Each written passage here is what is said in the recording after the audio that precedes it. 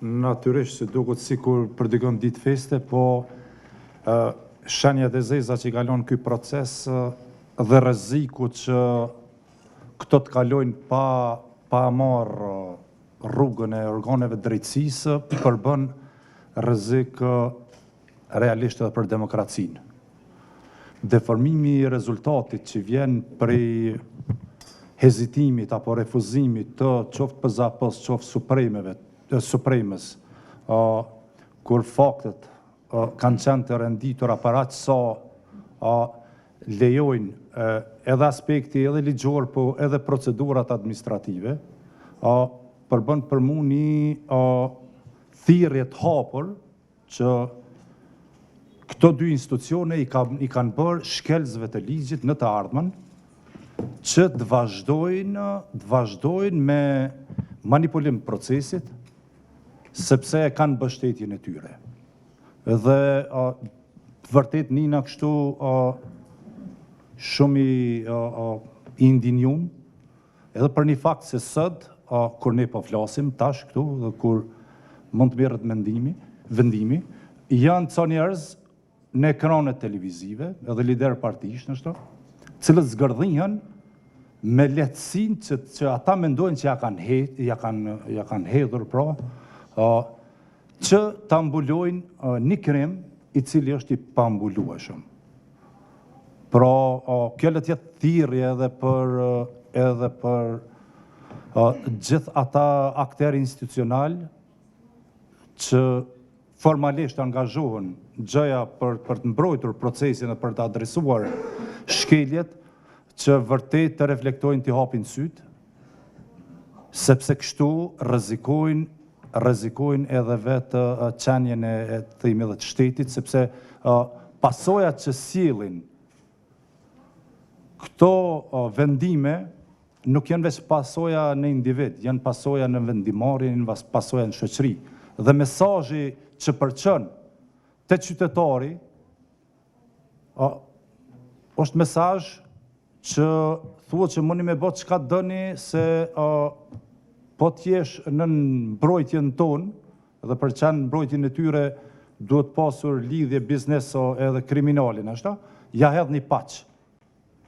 Edhe ky është mesazh që unë nuk kisha dashur me pa në Kosovën e vitit 2025. 25 vjet pas luftës.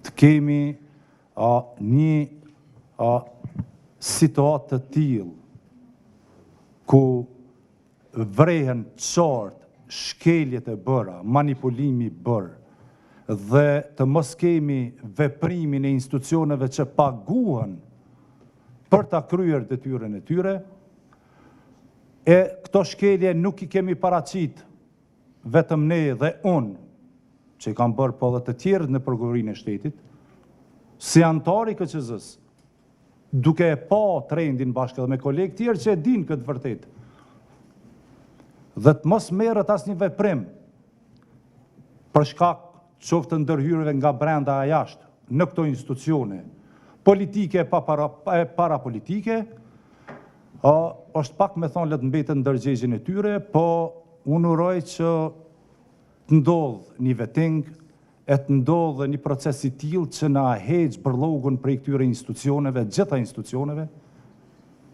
ku ka bërllog tillë i cili na mbulon edhe na pamundson votën e lirë, vullnetin e lirë të qytetarëve, edhe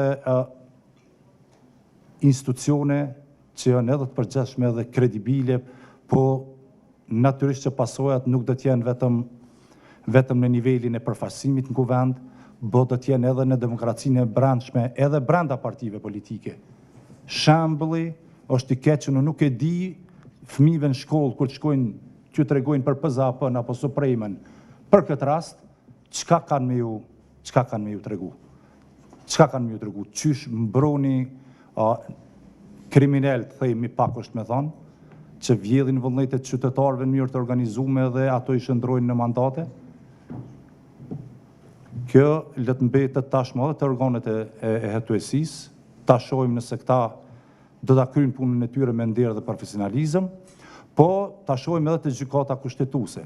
derisa, fatkeqësisht, kolegët e mi dhe institucionin tim këtu, e shë të dështuar në këtë drejtim, sepse kanë vrejt, kanë pa, edhe heshtin, edhe nuk e flasin, edhe nëse sot i ndodh dikujt, nesër kom i ndodh dikujt tjetër, nëse ne vazhdojmë me heshtë. Jo, në qarta. Na kanë dhënë, po kanë një tjetër. Nëse s'ka dhe dikush diçka lidhur me këtë. Po, mirë, edhe na kanë dhënë. Unë kom thonë prokurori. Mirë. Që Mirë. Si ke thonë këtyne?